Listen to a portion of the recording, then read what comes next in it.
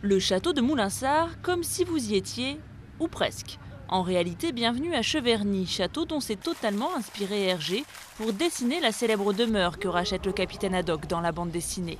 C'est ici, dans ce musée dédié à Tintin, que l'éditeur français Ubisoft a dévoilé en avant-première les images du jeu vidéo dédié au célèbre reporter belge. Accrochez-vous bien, Tintin! Larguez les amarres! Ce jeu est une adaptation du film de Steven Spielberg qui sort mercredi sur grand écran. Le film, comme le jeu, sont inspirés de 3 albums d'Hergé. Le Crabe aux pinces d'or, Le secret de la licorne et Le trésor de Rackham le Rouge. Des albums qui scellent le destin de Tintin à celui de son célèbre acolyte, le capitaine Haddock. Nous voulions clairement suivre le déroulé du film. C'était vraiment important de saisir l'histoire, l'essence et l'esthétique du film. Mais c'était très important aussi pour nous de bien connaître l'univers de Tintin et de respecter ses valeurs et le style qu'Hergé a inventé.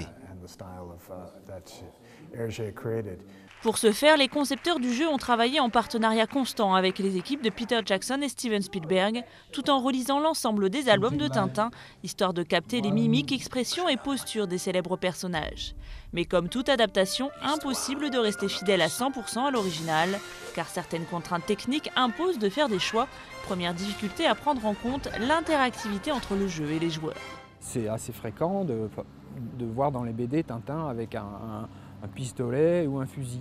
Mais dans les BD, il a une manière bien particulière de s'en servir. Il ne tire jamais directement sur la personne. Mais en jeu vidéo, si on fait ça, si on donne un fusil ou un pistolet au joueur, il y a de très fortes chances pour que certains joueurs tirent pile dans la tête du personnage. Et du coup, là, on n'est plus du tout dans l'esprit Tintin.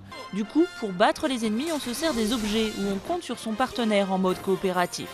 À loisir, vous pourrez interpréter Tintin, Haddock ou encore les Dupont et Dupont, mais aussi Milou. Sans oublier des missions à bord des véhicules qu'utilisait Tintin dans ses aventures. Accrochez-vous!